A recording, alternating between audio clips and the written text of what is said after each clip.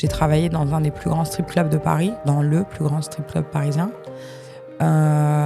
J'ai commencé à gagner vraiment, je gagnais beaucoup d'argent. Et là, ma mère, je lui dis, tu vas acheter un salon de coiffure, tu vas être ta propre patronne, tu vas passer ton permis, tu vas t'acheter une voiture.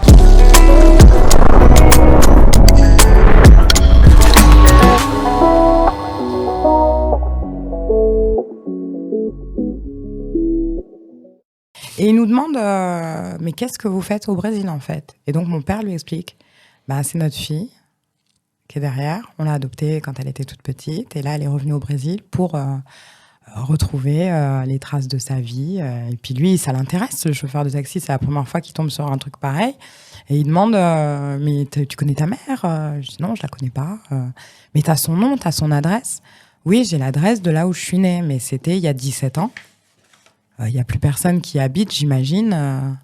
Et là, il me dit, non, mais il faut qu'on y aille, en fait. Donnez-moi l'adresse et on va voir où c'est. J'ai des souvenirs un peu flash aussi de ce moment-là, parce que ça a été un moment très important de ma vie. Donc, moi, je me laisse porter. C'est plus mon père qui prend les décisions. Ma mère, qui est à côté de moi, elle est dans l'angoisse parce qu'elle m'a adoptée. Et elle se dit peut-être que je vais perdre ma fille sur ce voyage-là et qu'elle ne voudra plus rentrer avec moi. Oui. Donc, c'était une atmosphère très particulière. Et on se retrouve avec ce taxi à traverser les rues. On arrive dans une favela. Et pareil, le mec, on le connaît pas. T'es dans une favela. Tu te dis, mais imagine, maintenant, il nous tue, il vend nos reins, il nous carre de la drogue partout, il nous fait reprendre l'avion dans l'autre sens. Tu vois, t'es dans un truc où il y a beaucoup, beaucoup de choses qui se mêlent. Et on arrive devant une baraque, clairement. Et c'est là où ma mère vivait quand elle était enceinte de moi, quand elle vivait avec mon grand frère. J'ai un frère d'1 an de plus que moi. Ça, je le savais, c'était écrit sur mes papiers. Donc j'arrive déjà devant cette baraque et je vois une femme dans la cour de cette baraque. Et je dis, Seigneur, si tu m'as fait ça, non, je veux pas que ce soit elle. J'en supplie, mon Dieu, pourvu que ce soit pas elle, ma mère.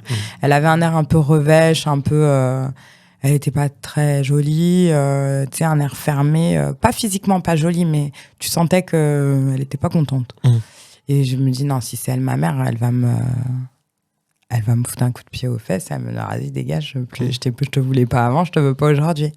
Et donc, je suis là, moi, je prie, et lui, il parle avec la dame, il dit, oui, est-ce que tu t'appelles Maria Elena de Jésus Santos ? Elle dit, non, c'est pas moi, Maria Elena de Jésus Santos, mais tu as froid. Et puis, je suis soulagée et en même temps, j'ai mal. Je suis soulagée que ce soit pas elle et je dis je la verrai vraiment pas en fait. Donc on regarde la baraque, voilà, c'est là que ta mère était enceinte, machin. C'est dur. Et puis on s'apprête à remonter dans le taxi, sauf qu'il y a une baraque en face où il y a une dame qui dit pourquoi vous cherchez Maria Elena de Jésus Santos ? Et le taxi, lui, c'était quelqu'un de très enjoué, un bon vivant, tu vois. Et il dit, c'est sa fille. Elle l'a abandonnée il y a 17 ans. Sa fille est revenue au Brésil. Il dit ça comme ça, ouais. Mais lui, il était nature. Mais Dieu merci qu'il était comme ça. Qu'il prenait pas de pincettes. Sinon, on n'y serait peut-être jamais arrivé, tu vois. Et elle dit, Maria Elena, ça fait très, très longtemps qu'elle habite plus ici. Bon, deuxième déception. Et par contre, il y a sa sœur qui habite au bout de la rue. T'as une tante ? Ouais, voilà, exactement. J'ai une tante. Parce que moi, pour les papiers d'adoption, j'ai une mère et j'ai un frère. C'est tout ce que j'ai. J'ai pas de père, j'ai rien. Une mère, un frère que je connais pas. J'ai une tante. Il dit, au bout de la rue, on monte dans le taxi, il faut qu'on y aille, on va voir ta tante, elle doit savoir où est ta mère. Et là, pour moi, c'est la panique. Là, je commence à... Je me sens, tu sais, comme si mes épaules, elles glissaient, j'ai peur. Mais on y va. Et on arrive devant une autre baraque. Et là, il y a une jeune fille dans la baraque qui regarde un peu bizarrement.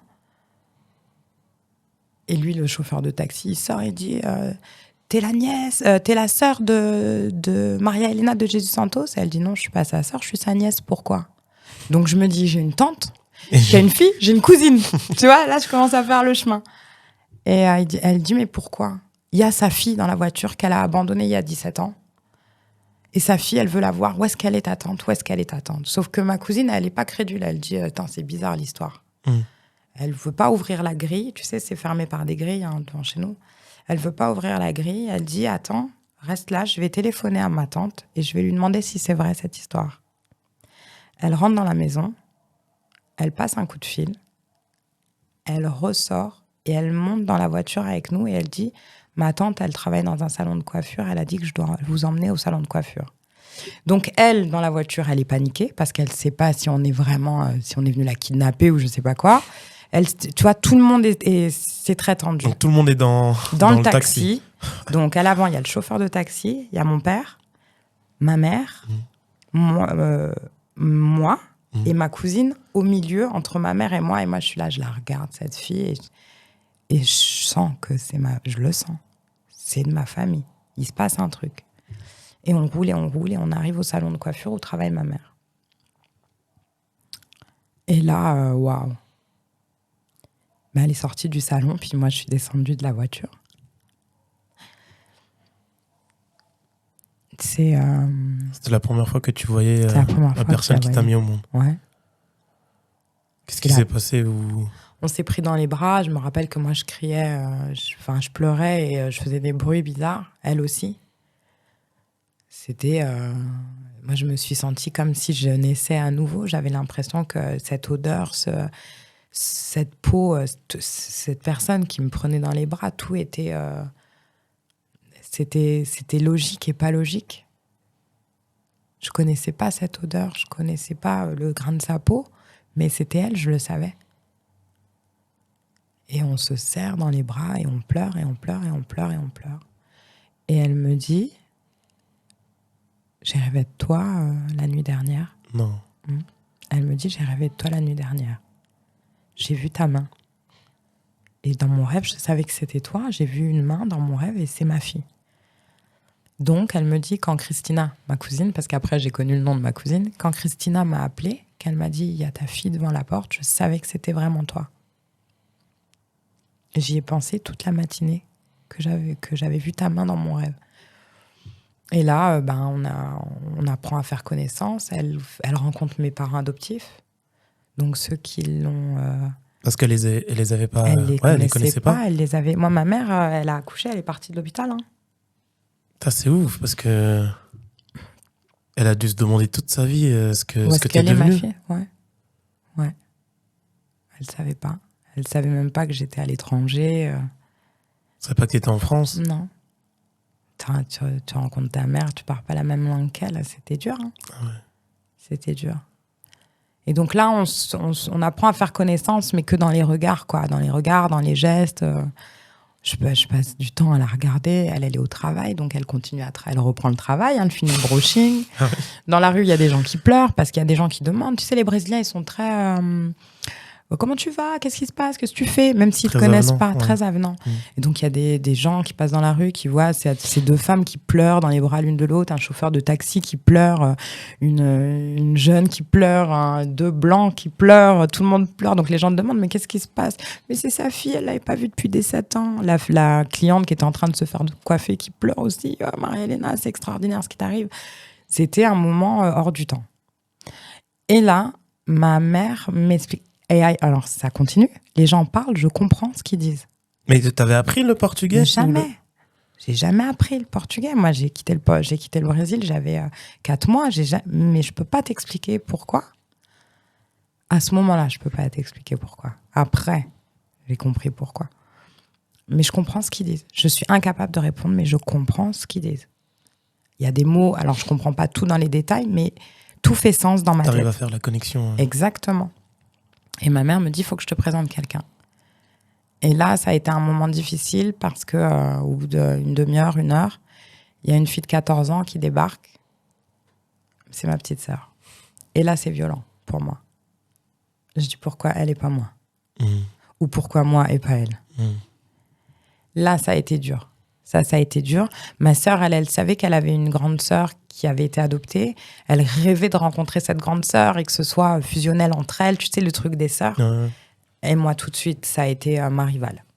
J'ai dit, pourquoi elle est là, moi, je suis là-bas. Ça a été dur. Mais bon, on va apprendre à se connaître. Et je découvre que ma mère est mariée à un homme qui n'est ni le père de mon frère, ni mon père, ni le père de ma sœur. Et donc voilà, je tombe là-dedans. Ça a été comment pour tes parents adoptifs?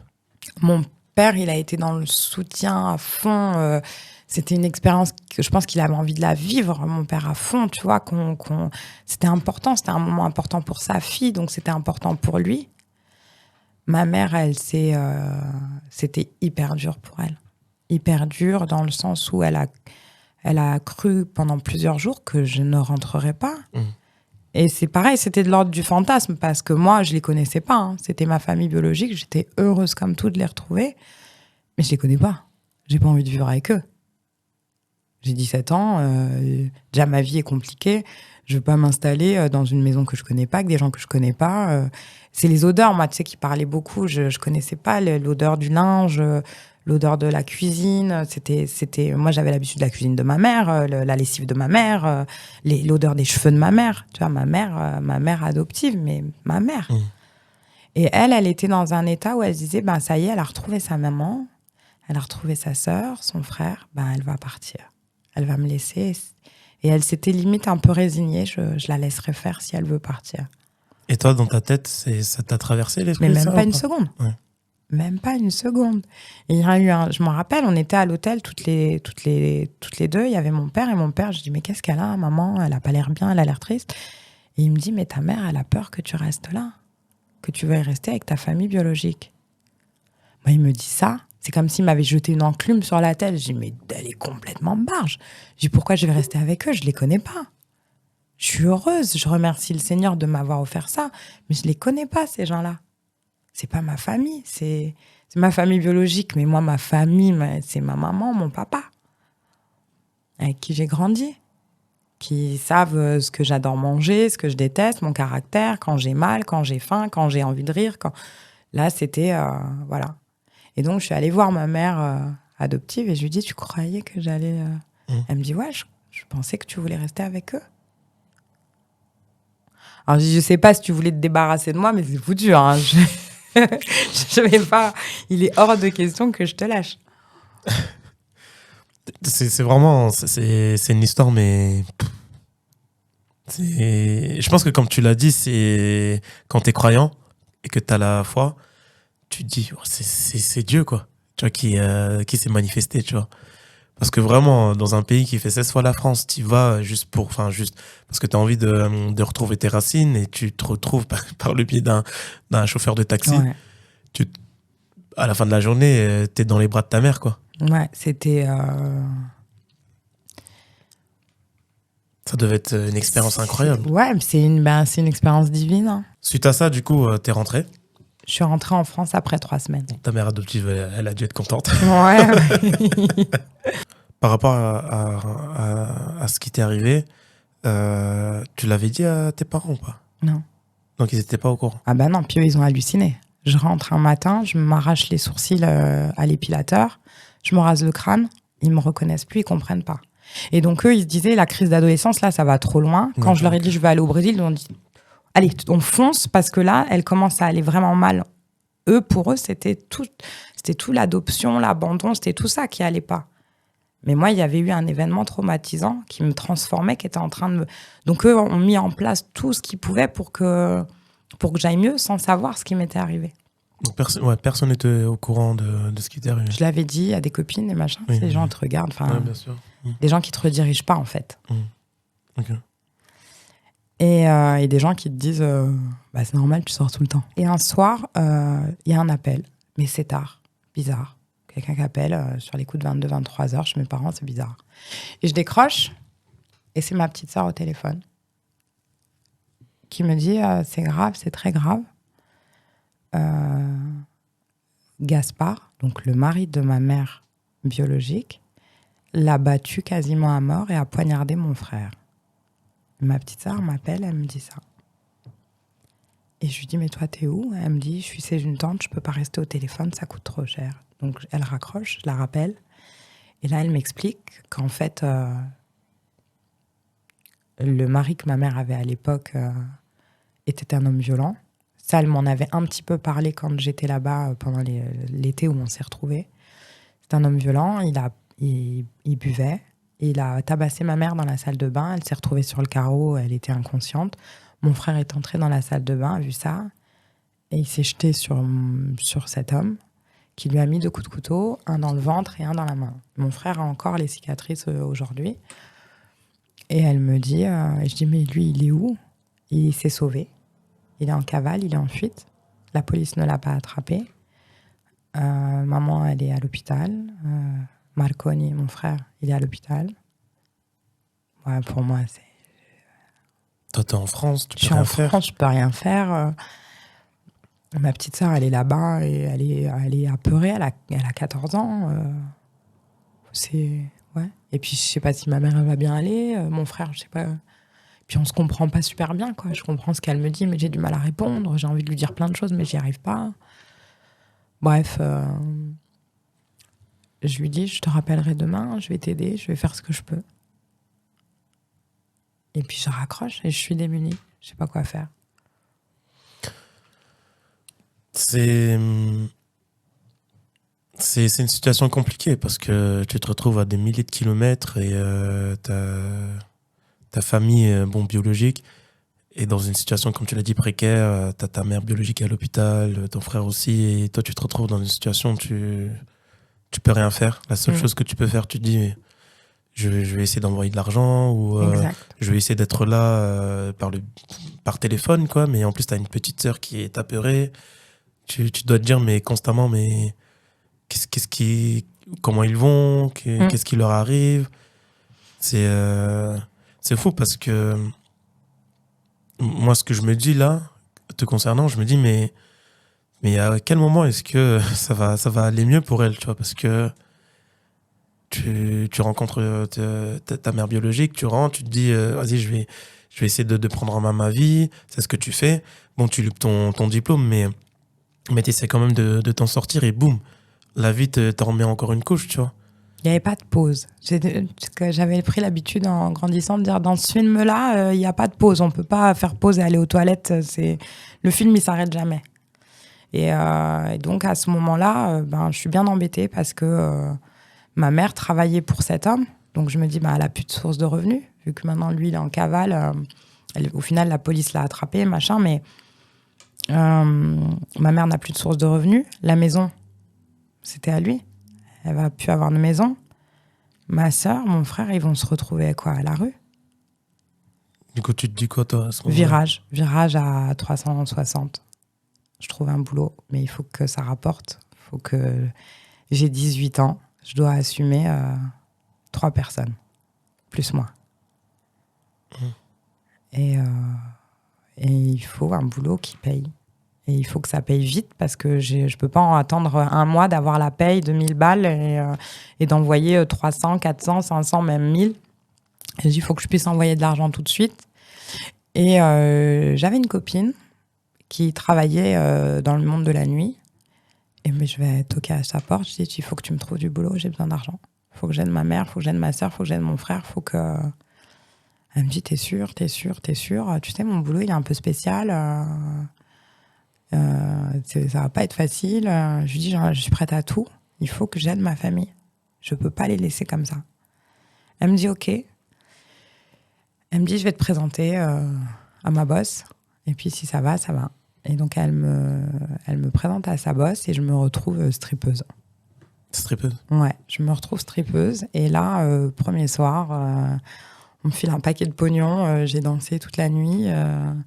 Et dès le lendemain, je suis là, j'envoie un Western Union à ma tante pour qu'elle aide ma mère, pour qu'elle aide ma sœur. Et puis, l'engrenage a commencé comme ça. Tu te dis quand même pour aider ta famille et tout, pour faire quelque chose de bien, t'es obligé, toi, du coup, je sais pas comment tu vas l'exprimer, mais entre guillemets, faire quelque chose de peut-être qui ne te correspond pas ou quelque chose de pas bien pour faire le bien, tu vois. J'en suis pas fière, j'en ai pas honte. Mais à l'époque, aujourd'hui, je pourrais plus le faire. Même si on me redonnait la jeunesse, un physique de rêve ou quoi, je pourrais plus. Mais à l'époque, je te rappelle que j'ai été violée 1 an et demi auparavant. Oui, donc tu as une image de toi. J'ai une image de moi qui est dégradée. Donc je m'en fous. Je m'en fous. Donc à travers cette activité-là, tu as pu Alors, aider à ta travers famille? cette activité-là, donc j'ai commencé comme ça à 18 ans. Ensuite, j'ai emménagé sur Paris. J'ai travaillé dans un des plus grands strip clubs de Paris, dans le plus grand strip club parisien. J'ai commencé à gagner vraiment, je gagnais beaucoup d'argent. Et là, ma mère, j'ai dit, tu vas acheter un salon de coiffure, tu vas être ta propre patronne, tu vas passer ton permis, tu vas t'acheter une voiture. J'ai dit à ma sœur, je vais prendre en charge tes études. Mon frère, c'est quelqu'un de particulier, de compliqué. J'ai dit, t'as rien envie de faire. C'est pas grave, je vais te financer. Tout ce que tu voudras faire, je le financerai. Et là, c'est à coup de Western Union, toutes les semaines, toutes les semaines, toutes les semaines. Et ma mère, donc, finit de construire sa maison. Elle s'achète un salon de coiffure qu'elle Ah équipe. oui, donc tout ça, ça se réalise. De tout ça, ça a été fait avec les sous. Au fur et à mesure, j'envoyais. Ma sœur finit ses études, ce qu'on pourrait considérer comme le lycée en France. L'université, c'est très cher au Brésil. Elle fait une université de cuisine, parce que c'est pas le même système scolaire qu'en France. Là-bas, ça se passe en université. Donc, elle fait une université de cuisine. Elle obtient son diplôme pour être chef. Ah oui. Elle a aujourd'hui un restaurant à elle. Voilà. Ça a été de 18 à 22, 23 ans. Ça a été... j'ai envoyé tout ce que je pouvais envoyer. Et ma mère est sortie de la précarité, de la misère, comme ça. D'accord. Et ma sœur a pu se consacrer à ses études, ne pas chercher un boulot pour aider ma mère. Enfin, voilà. Ça a été un sacrifice que je considérais comme nécessaire. Je me voyais pas me trouver un petit job de vendeuse, envoyer de temps en temps 200 ou 300 balles. Il fallait envoyer des sous. Il fallait. Ma mère, elle a fait construire une maison sur 3 étages. Elle a fait un salon de coiffure avec un institut de beauté. Mais du coup, toi, dans tout ça? Je me suis complètement oubliée. À ce moment-là, j'existais pas. J'ai pas eu de jeunesse comme les filles de 20 ans qui sortent, qui partent en vacances entre copines. Moi, c'était la nuit, travailler. Envoyer des sous, peu importe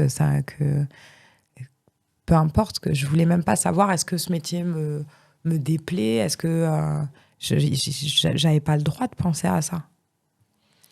Tu m'as dit à un moment que tu t'es retrouvée dans la rue.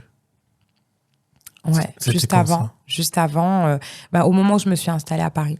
D'accord. Parce qu'au début, donc, j'ai commencé à bosser à l'étranger, au luxe. Et je me suis installée à Paris pour travailler donc, sur Paris. Et j'avais une copine à Paris qui me dit, écoute, si tu veux, tu peux venir habiter chez moi.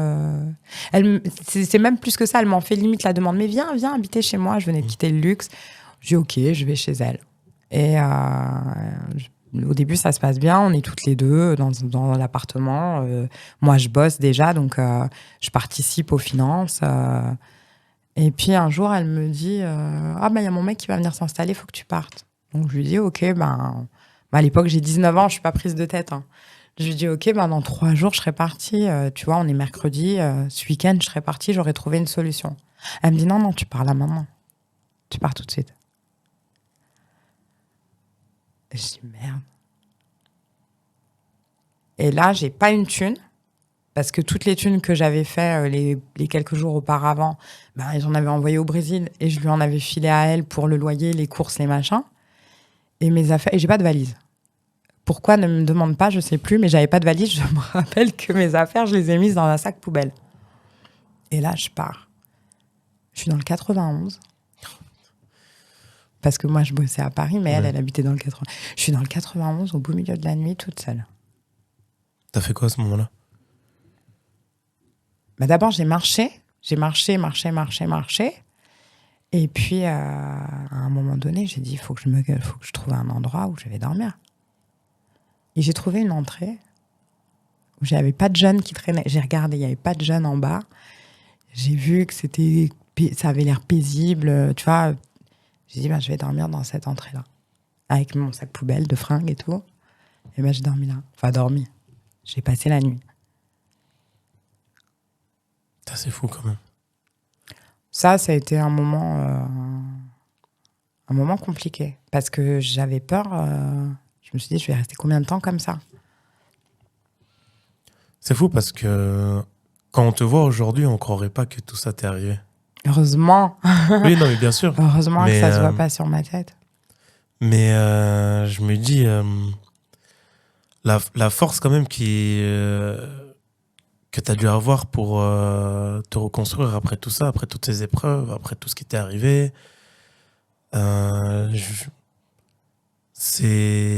D'ailleurs, comment est-ce que tu as réussi à entamer le processus pour...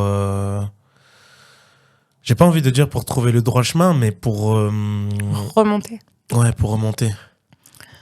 Déjà, retrouver une certaine estime de soi et se dire qu'en fait, c'est pas fini et que je vais pas mourir à 25 ans. Bah déjà, de fêter les 25 ans. Quand j'ai... Bah si, une fois que j'ai soufflé mes bougies, mes 25 bougies, j'ai dit, merde, je suis pas morte. C'est bizarre, je suis encore là.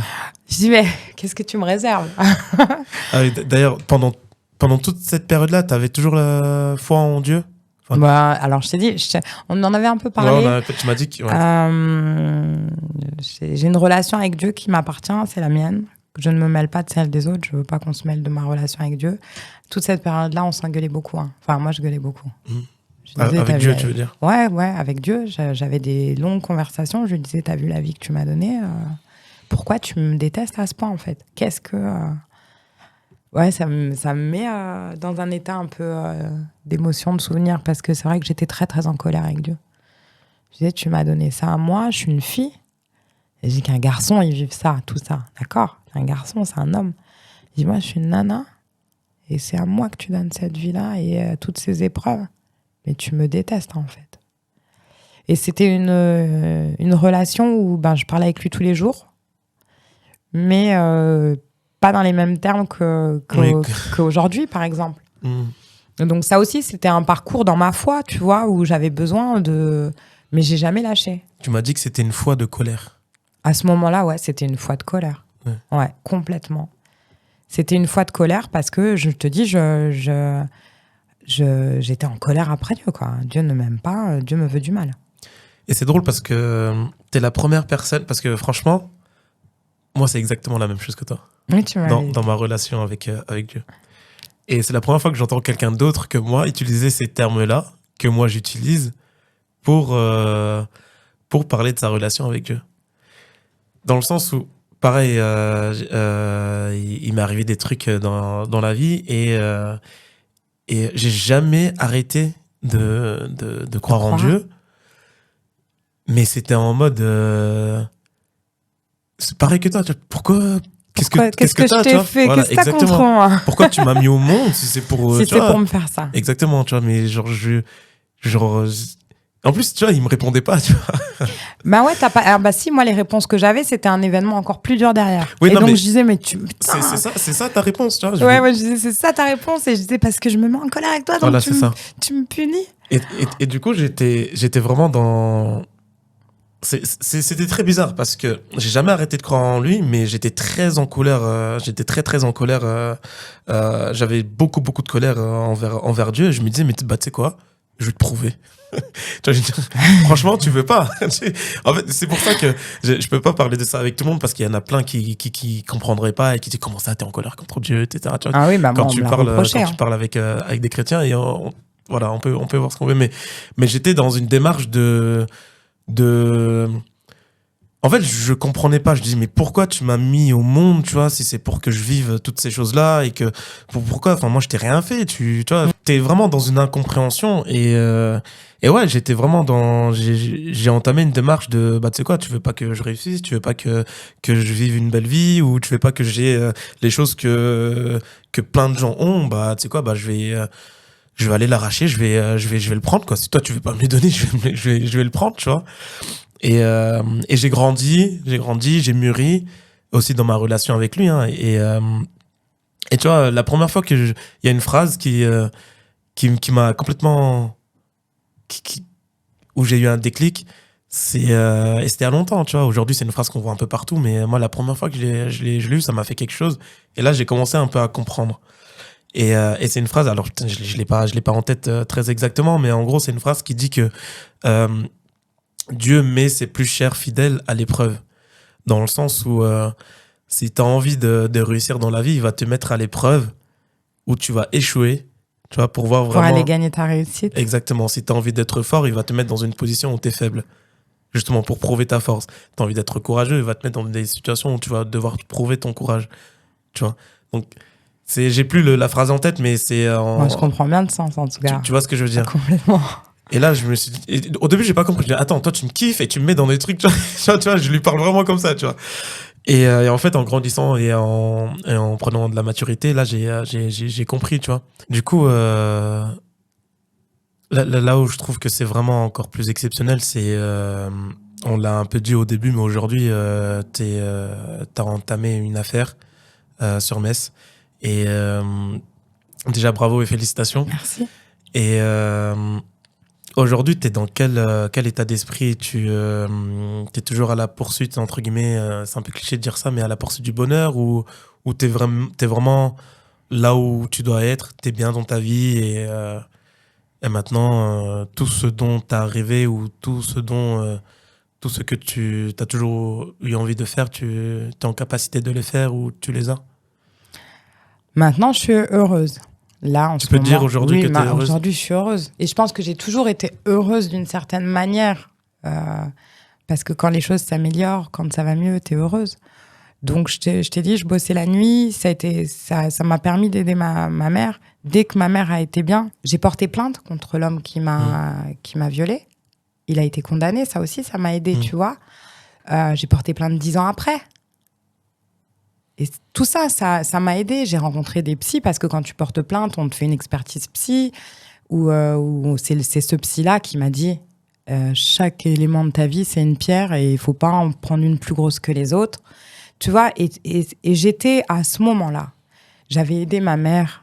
J'avais retrouvé ma mère. Je l'avais aidée. J'avais de meilleurs rapports avec mes parents biologiques. J'avais traversé l'enfer. Je l'avais traversé. À ce moment-là, moi, tout ce que je voulais, c'était vivre, en fait. J'avais dépassé les 25 ans. Je voulais vivre. Je voulais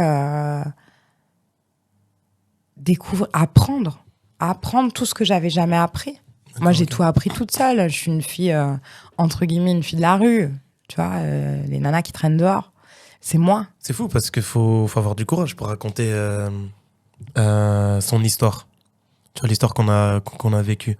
Faut avoir beaucoup, beaucoup de courage parce que justement, on peut avoir peur d'être jugé. On peut avoir peur, en plus dans ton cas professionnel, d'avoir des portes qui se ferment. Ah ouais, complètement. Et c'est... Non, parce que je pense que quand t'assumes, en fait, quand t'assumes, même si une porte, elle se ferme, même si quelqu'un te juge. Moi, quand tout à l'heure, je te disais, ni je suis fière, ni j'ai honte de ce que j'ai fait. Parce que je sais pourquoi je l'ai fait. Je n'étais pas perdue, ah tiens, je vais tenter le striptease pour voir si... Non, je savais pourquoi je faisais ça. Quand je me suis mise à boire, je me suis pas dit, ah, je vais boire pour... Je savais pourquoi je buvais, j'avais besoin d'oublier quelque chose. J'avais besoin d'oublier à ce moment-là pour pouvoir avancer, justement, pour aider ma mère. Je ne pouvais pas sinon. Donc, tout ce que j'ai fait comme choix dans ma vie, je m'en cache pas, je les assume. Donc toi, lui, elle, personne ne peut me juger là-dessus. Si, ils peuvent le faire, ils ont le droit. Mais ça ne peut pas m'atteindre. Moi, je sais pourquoi j'ai ma partie, mon jeu de cartes. Je sais pourquoi je l'ai joué comme ça, ma partie. Moi, j'avais ces cartes-là. Et la vie, c'est un peu comme une partie de cartes. Dieu, il te donne des cartes. Ah ben, on est tous autour de la table, on va jouer. Mais moi, je ne peux pas juger ta façon de jouer. J'ai pas le même jeu que toi. Peut-être que toi, tu n'as que des valets, moi, j'ai que des as, et l'autre, il a que des 8. Donc lui, il va jouer avec ses 8, toi, tu vas jouer avec tes valets, moi, je vais jouer avec mes as. Et je peux pas dire, ouais, il est nul, il joue comme ça. Je ne sais pas quel jeu de cartes t'as. Je peux pas jouer à ta place. Et je peux pas juger ton jeu. Tout ce que je peux faire, c'est juger moi ma façon de jouer. T'avais des super cartes, t'as fait de la merde. Bah vas-y. T'avais des cartes de merde, t'as fait des trucs extraordinaires. Chapeau, respect. Ça s'arrête là. C'est ma façon de voir les choses. Et moi, si on me pose la question, j'avais des cartes de merde. Mais des cartes de merde. Mais Dieu a fait de moi une bonne joueuse. Donc, ma partie, je l'ai jouée à fond. Bah, la phrase qui était hyper importante pour moi, qu'il fallait absolument que je dise, parce qu'elle est importante pour moi et elle sera sûrement importante pour d'autres gens, mais pour une personne qui m'est très chère surtout, c'est que si on me proposait, on te remet le compteur à zéro là de ta vie, je referais tout pareil. Absolument tout. Pour la simple et bonne raison, c'est que il y a une rencontre que j'ai faite dans ma vie qui a tout changé, qui m'a fait prendre tellement de recul avec tout ce passé difficile, c'est la rencontre avec mon fils. Si on me disait on peut t'échanger ta vie et toutes les épreuves que tu as traversées, tu les traverses pas, mais il n'y aura pas d'Éden en milieu de parcours, parce que j'ai eu mon fils, j'avais 32 ans, je ne la prendrai pas, là, je veux pas. La plus belle personne que j'ai rencontrée, c'est lui. Et donc, rien que pour arriver jusqu'à lui, je reprendrai le même chemin. Toi, tu dis le fait d'avoir rencontré ton fils. Pourquoi ? Parce que j'ai pas rencontré beaucoup de femmes qui disent cette phrase-là, enfin, qui disent ça comme ça. Souvent, c'est quand j'ai eu mon fils. Quand j'ai accouché de mon fils. Donc, c'est quand tu dis ça, j'ai l'impression que c'est quelqu'un que tu connaissais pas trop, un jour tu l'as rencontré, tu vois. Parce que j'ai toujours ce truc de me dire... c'est vrai que je me suis demandé à un moment donné pourquoi j'avais vécu tout ça. Et puis, dans ma tête, je me suis dit... je pense que mon âme, elle était là et avec Dieu, on discutait. Et Dieu m'a dit, bon, la prochaine vie, là, parce qu'on dit que les âmes ont plusieurs vies. Ta prochaine vie... tu veux faire quoi ? Et puis, mon âme, je pense, elle savait pas trop. Je savais pas où je voulais aller. Et Dieu m'a proposé des différents chemins. Et il m'a dit, dans cette vie-là, là, si tu prends la vie de Niki, de Leïla, tu vas rencontrer cette âme-là. Et cette âme-là en question, c'est l'âme de mon fils, c'est Éden. C'est très spirituel ce que tu dis. Mais je suis sûre que moi, je crois à ce point-là. Je pense que Dieu m'a offert cette opportunité de rencontrer mon fils, de faire cette rencontre avec... Mais du coup, ça, parce que moi, c'est un truc aussi auquel je crois. C'est pour ça, des fois, je suis en colère, parfois même contre moi, parce que si c'est le cas, je me dis, mais moi, là, toi, là, pourquoi est-ce que tu as choisi ce chemin, tu vois ? Parce que si tu étais en train de discuter avec Dieu t'a dit, écoute, il y a ce chemin-là, mais par contre, ça sera pas simple, quoi, tu vois. Dieu m'a dit, c'est Beyoncé ou... Et moi, j'ai choisi de... Non, mais ça pourrait très bien être ça, tu vois. Ça pourrait être un choix de différentes vies. Et je suis convaincue que quand j'ai vu cette âme-là, je suis tombée en amour pour cette âme. Et j'ai dit, dans la prochaine vie, il faut que je veux être la mère de cette personne. Je veux le rencontrer. Non, c'est beau. Franchement. Et donc, c'est pour ça que je regrette rien du tout et je referai tout de la même manière parce que je sais que 30 mars 2016, nos âmes, elles se rencontrent et c'est mon fils, oui, c'est la plus belle personne que j'ai rencontrée dans cette vie. C'est celui qui m'a le plus appris sur moi. C'est celui qui m'a le plus... Je suis quelqu'un de très têtu. Je suis bélier, je suis entêtée. Moi, et ça te parle. Et mon fils me fait me retourner comme une crêpe. Il peut me faire changer d'avis en un regard avec une petite... Non, franchement, c'est beau et en fait, c'est ce que je me dis depuis tout à l'heure, en fait, c'est que je me dis, je pense que c'est vrai ce que tu dis, parce que c'est peut-être aussi pour ça que du coup, Dieu t'a fait traverser toutes ces épreuves-là pour que tu sois prête à rencontrer Éden. Voilà. Mais je te l'ai dit tout à l'heure. Je t'ai dit, moi, j'ai traversé l'enfer, mais mon paradis, je l'ai eu sur terre. C'est ça. C'est un cadeau que Dieu m'a fait. Le paradis, c'est... La première fois que j'ai dit ça, j'avais un pied de mon fils. Il était tout petit, j'avais un pied de mon fils dans la main et puis j'adorais renifler ses pieds quand il était tout bébé. Je me suis dit, mais le paradis, il est là, en fait. Sous ses pieds. mais tu vois, pour moi, c'était vraiment à cet instant-là. Mais quand il est arrivé dans ma vie, c'était un feu qui a brûlé tout le passé. Je me rappelais plus de rien. Il y avait que ça, ce bébé qui comptait. Et plus il a grandi, plus il est devenu une personnalité. Tu sais, au début, t'as un bébé, c'est comme un troisième bras, quoi. Il est de toi. Mhm. Mais après, tu le sens se décrocher, avoir ses goûts, ses envies, sa personnalité à lui. Il est plus, c'est plus une suite de toi. C'est vraiment une personne. Et plus il grandit, plus je rencontre cette personne, plus je découvre son âme. Plus je me dis, mais à côté, le reste, mais c'était un parcours de Ouais. santé, en fait. Parce que si c'était pour arriver à ce cadeau-là, mais 1000 fois, je le refais Ah le ouais. chemin. Ouais. Moi, je respecte beaucoup les gens qui te disent justement ça, que si c'était à refaire, je le referais. Bah, juste pour lui. Mhm. Et puis parce que après, c'est lui, c'est le point central, mais il y a mes parents. Peut-être que leurs âmes aussi, Dieu leur a fait une proposition et que leur C'est vrai rencontre, que eux t'ont que eux, rencontré et c'était de que me rencontrer, qui était important dans cette vie-là. Et, non, mais c'est incroyable le et fait. peut-être que c'est même l'âme d'Éden qu'ils ont vue et que Dieu leur a dit, vous aurez ce petit fils. Parce que mes parents ont une relation qui est extraordinaire avec mon fils, vraiment fusionnelle. Hein. Et d'ailleurs, il est chez eux en ce moment même. Quand il n'est pas avec moi, il est avec eux. Donc c'est simple. Et peut-être que oui, peut-être que si leurs âmes, on leur a dit, vous allez rencontrer cette âme-là et puis elle vous mènera à l'âme d'Éden. Enfin, je crois que je crois que les gens se reconnaissent. On se reconnaît l'un dans l'autre, tu vois. Et je pense que mes parents, d'une certaine manière, ils se sont reconnus en moi et que moi, je me suis reconnue en eux parce que moi aussi, à un moment donné, je voulais lâcher. On était en rupture et moi, ça n'allait pas et je voulais plus les voir, je voulais plus en entendre parler, mais j'arrivais pas à les lâcher.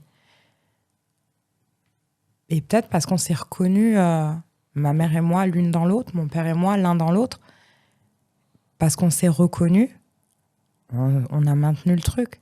Quand tu rencontres quelqu'un et que tu te reconnais dans cette personne, tu sais que cette personne-là, elle va changer ta vie d'une manière, même si votre rencontre, elle dure qu'une fraction de seconde, ou qu'elle dure 20 ans, 40 ans, 50 ans. Cette personne-là, parce que vous vous êtes reconnus, elle te change pour toujours. Et tu la changes aussi. Et ton âme, elle prend un degré supérieur grâce à cette rencontre, tu vois. La vie, elle sert à quoi, en fait? À naître, à travailler, à bosser, et puis à mourir? Moi, je crois pas à ça. Juste à se rencontrer, en fait. Et tu vas rencontrer des gens, tu vas te prendre la tête avec eux, ça va te dégoûter, machin. Et il y aura ces rencontres-là qui sont suspendues. Il y a le temps, il s'arrête. T'es plus là, Et des fois, juste en vous regardant, en traversant un événement ensemble, en ayant une relation longue, éphémère, peu importe. La vie, elle valait d'être vécue que pour ça, pour ce moment-là. C'est pour ça que je dis que je pense que j'ai encore beaucoup de choses à apprendre parce que je pense que tu as atteint un certain niveau de maturité que je n'ai pas encore. Non, mais on a tous. Moi, j'ai hâte d'atteindre le niveau d'après. Ah ouais. J'ai hâte parce que. Alors, c'est pour ça que je me dis, putain, j'ai encore du boulot. Mais moi aussi, j'ai encore du boulot. J'ai encore du boulot. C'est. Après, j'ai un niveau de maturité sur certains points où peut-être que toi, si maintenant c'était l'inverse, c'est moi qui faisais ton interview, tu m'apprendrais des choses, me dire merde, ce mec, il est extraordinaire. Justement, c'est pour ça que je dis ça parce que j'ai pas encore atteint la maturité ou dans le sens où moi j'ai encore beaucoup de colère en moi dirigée envers une certaine personne qui je pense c'est un peu je pense le point de discorde le plus dur entre Dieu et moi, c'est que je vais pas lâcher ça, tu vois. Et je sais pas comment je vais faire pour justement pour diminuer cette colère là, mais je pense que le niveau d'après c'est peut-être le but de ma vie, tu vois, de cette vie là, de réussir à surpasser à surmonter cette colère là, tu vois. Mais la colère, elle enferme celui qui est dedans. mais c'est vrai, la colère, elle enferme, tu sais que je m'en rends compte. Je m'en rends compte. C'est une prison. Ah mais clairement. C'est une prison dont tu sortiras pas vainqueur. Moi, j'ai eu beaucoup de colère en moi. Beaucoup, dirigée contre plein de personnes. J'en ai encore. Hein. Je suis pas arrivée en mode là, je suis cool et tout parce que je prends du recul. Mais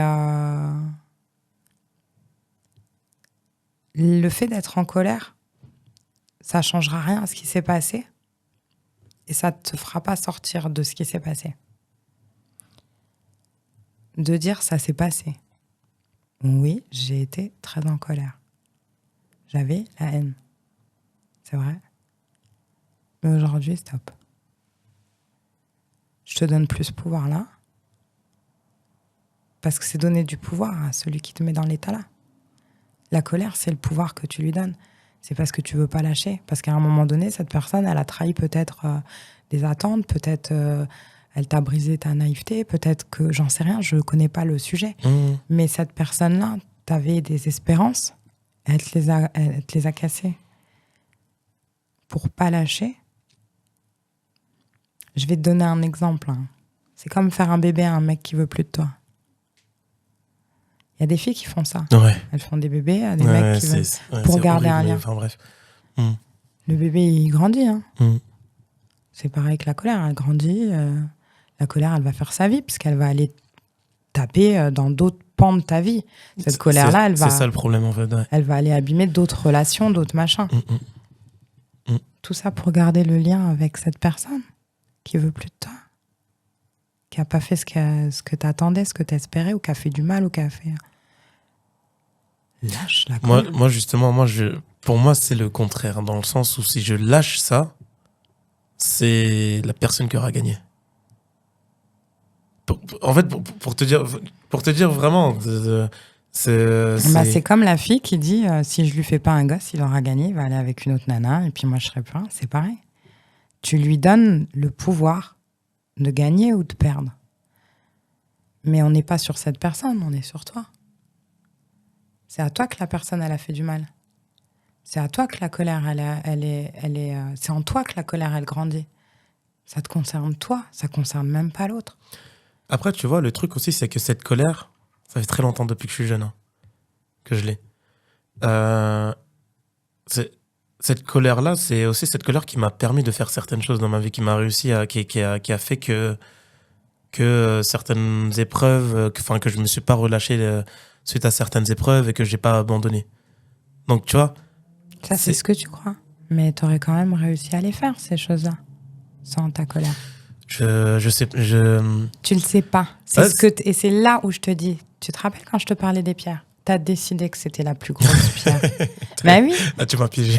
T'as décidé que c'était la pierre angulaire de ta vie. Que c'est grâce à cette pierre ou à cause de cette pierre qui a ci, grâce à cette pierre qui a ça. Mais c'est pas la pierre qui a fait tout ça. C'est toi. Toi, t'as pris... je sais pas, t'as pris ton navire. Tu l'as dit, c'est pas... C'est toi qui as pris les commandes. Et la pierre là, et c'est là où elle est tellement importante, cette phrase à comprendre. Ne pas tout faire reposer sur une pierre.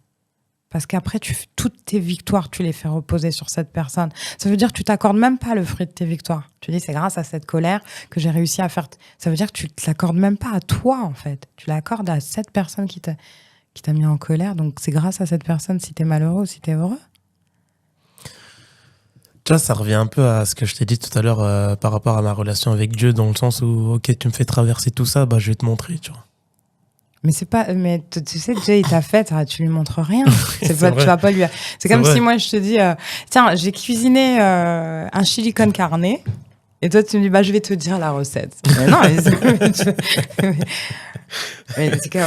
Non, mais je vois je comprends tout à fait ce que tu veux dire, mais pour t'expliquer la manière dont, entre guillemets, dont je fonctionne, tu vois, c'est tout le temps.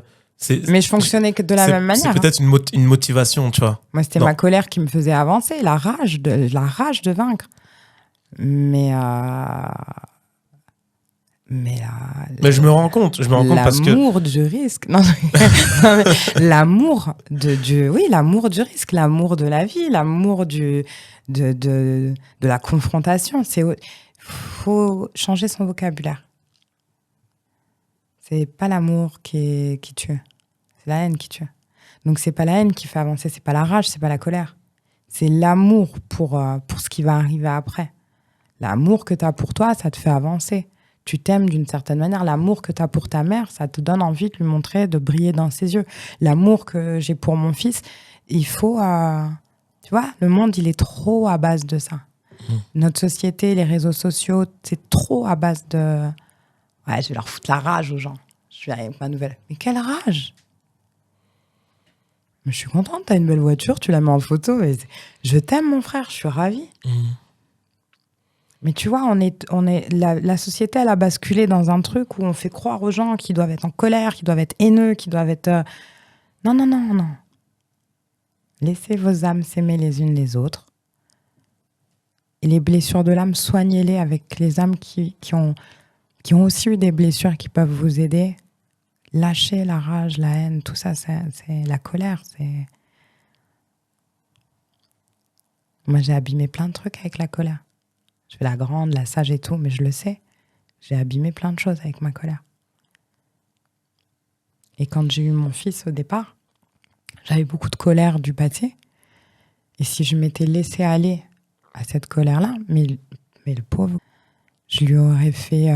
mais quelle vie je lui aurais offert, en fait. Tu sais, les gens, ils vont te faire des crasses, les gens... Non, mais moi, je lui ai dit, Eden, la vie, elle va être dure. Hein. Je lui ai dit, Eden, la vie, elle est dure, c'est difficile pour tout le monde. Mais je dis, mais il y a tellement de trucs extraordinaires. Juste avoir un fou rire, là, tous les deux. On a un fou rire, on rigole. Juste aller manger une glace, tous les deux, d'avoir du ventre qui souffle. C'est pas plus important, ça? Comme on le disait tout à l'heure, il y a des endroits où il y a des guerres, il y a des gens qui meurent de faim. Si tu peux prendre de l'amour, si tu peux prendre du bon, puis la vie, tu sais pas, hein. Aujourd'hui, tu te réveilles, demain, tu sais pas. La vie, elle peut être très longue et très chiante, elle peut être très courte et extraordinaire. Il faut aller chercher, c'est ça l'important, aller chercher ce qui nous fait du bien. Non, franchement, c'est pour ça que je dis que cet épisode va beaucoup... va beaucoup m'apprendre parce que...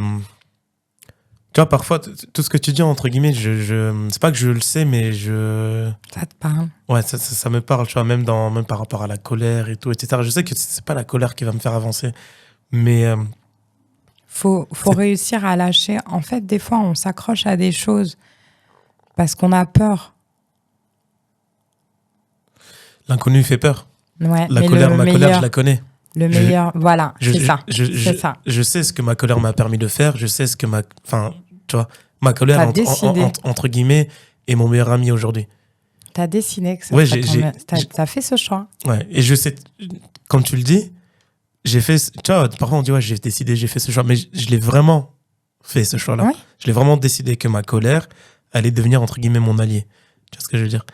Et c'est très bizarre, parce que même moi, du coup, je me livre un peu, là, attention. Mais c'est vraiment le cas. C'est vraiment, vraiment le cas. C'est pour ça que, du coup, tu vois,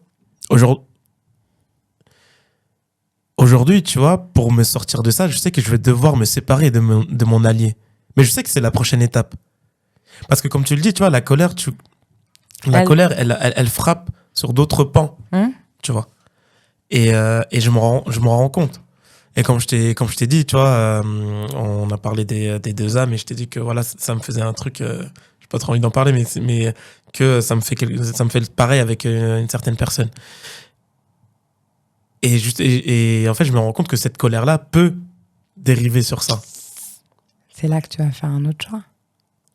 Parce que je suis au croisement là. Ah bah oui, mais faut pas oublier que ce que ton âme là, elle va faire subir à l'autre âme avec la colère. L'autre âme, elle va le porter dans la vie d'après, elle va le monter.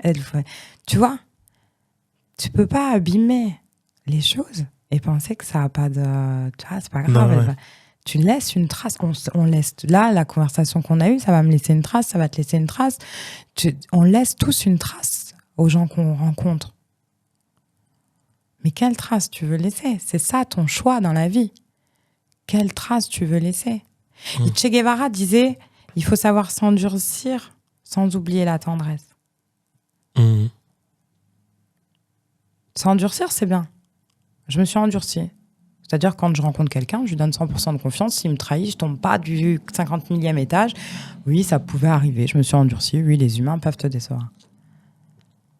Mais je dis pas non, je laisse plus de chance aux gens de rentrer dans ma vie parce que les gens, c'est tous des salauds. Non. J'ai gardé ma tendresse. Et quand tu avances avec la tendresse pour l'amour, pour l'humain, faut aimer l'humain. Hein. Toi, tu peux pas. Toi, je pense que tu es une des personnes les mieux placées pour dire que tu aimes l'humain. Rien que ton émission, du fait de te mettre toi entre parenthèses pour aller écouter l'histoire de quelqu'un, c'est que t'aimes l'humain, t'as envie d'aller dans... Ben si. Donc t'es guidé par l'amour. C'est un choix. C'est un choix. Et on peut pas te juger parce que t'as décidé d'être guidé par ta colère ou que l'autre il est guidé par l'amour. C'est des choix. Mais ces choix-là, ils impactent ta vie et les âmes que tu vas rencontrer dans ta vie.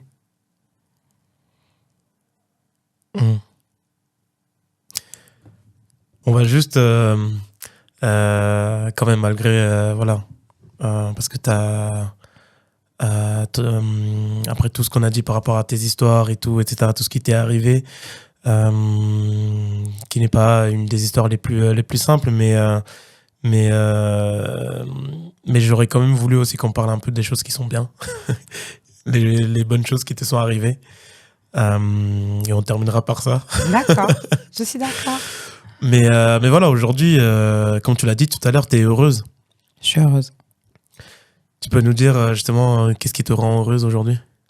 Aujourd'hui, je suis heureuse parce que, alors, première des raisons, comme je t'ai dit tout à l'heure, ça a été très compliqué avec mes parents, mais Dieu m'a permis qu'ils aient la vie assez longue pour voir que je vais mieux et que je leur donne tout l'amour que je peux et je les appelle tous les jours et dès que je peux aller les voir, je vais les voir et quand ils ont besoin de moi, il me suffit qu'ils me sonnent et je débarque. Donc ça, je suis heureuse d'avoir cette relation avec mes parents aujourd'hui. Je suis heureuse parce que ma mère biologique, ma sœur, mon frère, ils vont bien. On s'est vus il y a 3 mois, là. On a passé du temps ensemble. Ça me rend heureuse. Ils sont encore là aussi. Je suis heureuse parce que, comme je te l'ai dit, professionnellement parlant, mes patrons m'ont donné l'opportunité, la chance de m'épanouir, ils me font confiance. Donc, c'est une nouvelle carte que j'ai et à moi de bien la jouer. Mon fils va bien. On a une relation qui est très forte et c'est mon meilleur ami. Ça me rend heureuse. Voilà, je suis une femme heureuse. J'ai traversé des trucs que la plupart des gens que je rencontre, ils le verront que dans un film. C'est loin derrière moi. Je suis plus dans ça. Non, mais c'est ça qui est, Donc, j'aime ma vraiment... vie de A à Z, en fait. Tout ce que cette vie-là, elle m'a apporté, ouais, je kiffe. Et ça n'empêche pas que j'ai des moments, j'ai des hauts, j'ai des bas, j'ai des nouvelles épreuves qui me tombent dessus tous les 4 matins, comme tout le monde. Mais je préfère, dans mon tunnel, regarder la partie qui est lumineuse plutôt que la partie sombre. Je fais le constat de ce qui va bien et je m'accroche à ça. Et ça n'empêche que oui, je suis comme tout le monde. Quand ça va pas, je me plains. Quand il y a un truc qui tourne pas comme je veux, je suis pas contente. Je suis comme tout le monde. Mais si là, aujourd'hui, avec toi, face à toi, je dois faire le bilan, mais j'aime ma vie. Non, mais franchement, moi, je respecte beaucoup comment tu as réussi à évoluer après tout ce que tu as vécu. T'as pas lâché, tu as toujours cru, tu as toujours gardé la foi. C'est la preuve d'une personne vraiment très forte et qui a toujours cru en elle, tu vois. Et moi, pour moi, ça force l'admiration, tu vois. Genre, vraiment, vraiment. Et ça force l'admiration, ça force le respect, tout ce que tu veux. Et je trouve que ton histoire est vraiment une histoire inspirante. Et non, c'est vraiment le cas. Et parce que tu vois, l'abandon est tellement facile, tu vois. Et je suis née de l'abandon, moi. Tu veux que j'abandonne quoi ? On m'avait déjà abandonné, moi. Non, mais c'est ça le truc, c'est l'abandon est tellement facile et à aucun moment toi t'as abandonné et on se demande comment t'as fait pour ne pas abandonner, tu vois. Et aujourd'hui, le fait que t'aies réussi à retourner la situation à ton avantage. Je dois beaucoup à mon père et à ma mère. Du fait qu'ils m'ont jamais lâché. Même si moi, il y avait des moments où j'ai pas abandonné, mais j'avais des moments où je me suis retrouvée toute seule dans le noir à me dire, ça y est, je vais arrêter. Je vais arrêter. Là, je vais arrêter, j'en peux plus. Stop. Et il y a 2 facteurs. Alors, c'est étrange de parler de ça, putain. Il y a mes parents, parce que je me disais, je peux pas leur faire un sale coup, les pauvres. T'imagines, on les appelle, votre fille, elle a mis fin à ses jours parce qu'elle était à bout, elle n'en pouvait plus. Et donc, tu as trouvé ça trop bizarre. J'avais un chat. Clara. J'ai eu ce chat pendant 19 ans. Je l'ai eu à 18 ans. Elle est décédée. 19 ans, c'est vieux pour un chat. Ce chat, je l'ai eu à 18 ans. Donc, je te laisse imaginer qu'elle a tout vécu avec moi. Quasiment tout vécu avec moi. Toutes mes traversées. Et ce chat, j'ai déménagé, j'ai vécu ci, ça. Ce chat était toujours là avec moi. Et Dieu m'avait confié ce chat. Et il y a eu des jours où j'avais envie de baisser les bras pour vraiment. Baisser les bras fort dans la vie. Et je dis, mais je peux pas, qui va s'occuper de ce chat? Et je dis, elle est là, elle compte sur moi. Si moi, je lui fais ce coup-là, elle peut pas se défendre dans la vie, elle peut pas se protéger, elle peut pas se prendre un appart, aller faire ses courses. Et je te jure que c'est vrai. Dans les pires moments, je la regardais, je me disais, je peux pas lui faire ça à elle. Elle a rien demandé, elle est gentille comme tout. Et c'est ça, je pense que quand les gens ils se disent, je vais lâcher. Non, il y a toujours, que ce soit un chat, une coccinelle, un enfant, un vieux, une vieille, un papa, une maman. Si tu abandonnes, il y a quelqu'un que tu vas tuer avec toi.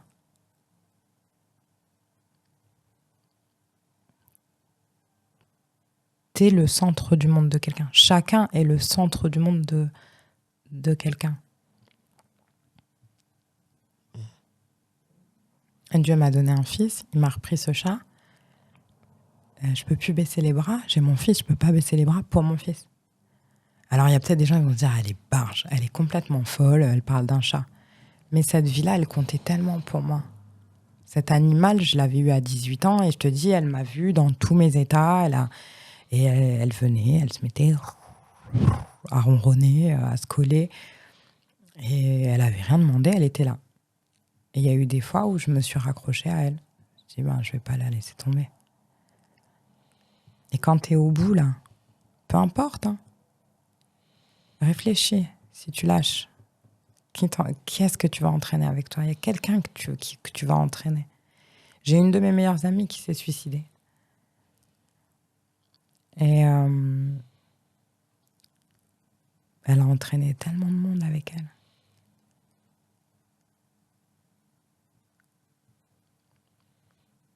Donc c'est ça. Même si tu t'accroches pas pour toi-même, il y a quelqu'un qui compte sur toi, qui croit en toi, pour qui tu existes. Lâche pas, juste pour cette personne, lâche pas. Franchis le cap et avance. C'est des mots très forts que tu dis, Niki. Franchement, et je trouve que t'as une bonne vision des choses, t'as une bonne vision de la vie, je trouve. Parce que je trouve que t'as raison. Je trouve que t'as raison et je trouve aussi c'est que tu vois, quand on se retrouve à un croisement de notre vie, tu vois, il faut aussi être capable de voir certaines choses. C'est-à-dire que t'as pu, comme tu l'as dit, Dieu t'a donné ce chat et entre guillemets, ce que tu es en train de nous dire, c'est que c'est grâce à ce chat-là que tu es encore là aujourd'hui. Ouais. Et mais il faut aussi avoir la force, tu vois, de voir ces signes-là, tu vois. Et c'est pour ça que malgré tout, dans toutes tes histoires, je ressens quand même une envie de toujours se battre, tu vois. C'est que si tu vois ce signe-là, c'est qu'au fond de toi, il y a quelque chose qui t'anime pour que tu remarques ça, tu vois. Donc ça, je trouve ça vraiment, vraiment louable. Donc, mais je suis vraiment d'accord avec ce que tu dis. Et tu m'as dit qu'il y a beaucoup de gens qui te disent que tu devrais écrire un livre. Ouais. Sur ma vie. Ouais, sur ta vie. Et quand on va sur ton Insta, on voit, c'est écrit autrice. Mm-hmm. Voilà. Du coup, comme dernière question, moi, moi, j'aimerais te demander justement si tu venais à écrire ce livre-là sur ta vie, quelle serait la première phrase du livre et quelle serait la dernière phrase du livre? La première phrase, c'est une phrase que je dis souvent à ma petite sœur. Parce qu'aujourd'hui, avec ma petite sœur, j'ai une relation qui est énorme, qui est fusionnelle quasiment.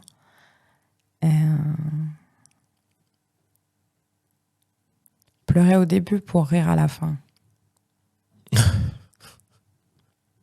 Toujours, on se dit ça, elle et moi, quand ça va pas. Donc ça, ce serait la première phrase. Pleurer au début pour rire à la fin. Si je commence un livre comme ça, j'ai envie de le dévorer, le livre. Je sais pas si c'est vendeur, mais en tout cas, c'est la première phrase. C'est très accrocheur. C'est la phrase qui me vient, pleurer au début pour rire à la fin.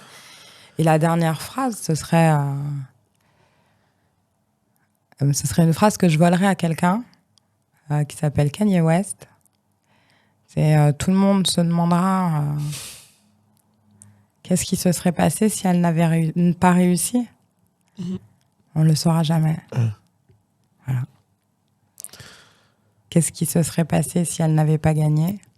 On ne le saura jamais. Cette phrase, je la... Et je mettrais un Kanye West en dessous, mais ce serait la dernière phrase. Parce que pour moi, on ne saura jamais qu'est-ce qui se serait passé si j'avais perdu. J'ai tout gagné. Sur ces belles paroles, on va mettre fin à l'épisode. Merci à toi, en tout cas, de m'avoir reçu. Non, écoute, moi j'avais hâte, donc je suis vraiment pas déçu. Je suis vraiment pas déçu. Tant mieux. J'ai hâte de sortir l'épisode. Franchement, j'ai hâte de sortir l'épisode et d'avoir les retours. En tout cas, les gens, si vous avez apprécié ce que vous avez vu, n'hésitez pas à me le faire savoir. N'hésitez pas à vous abonner à la chaîne YouTube. N'hésitez pas à venir sur Instagram également. Voilà, ceux qui veulent peut-être s'abonner. Je sais pas si t'es pas très actif. Enfin, t'es actif sur Insta, mais... J'étais très active et là, je me suis un peu calmée. J'ai décroché un peu des réseaux. J'ai envie de voir la vraie vie commencer. Donc, je sais pas si t'as envie de donner ton mais Insta. n'hésitez pas, The Dark Nikki. Voilà, The Dark Nikki. Donc, sur Insta, franchement, n'hésitez pas. Donc encore une fois, abonnez-vous. Et puis, écoutez, moi, je vous dis à très vite pour un prochain épisode. Ciao tout le monde.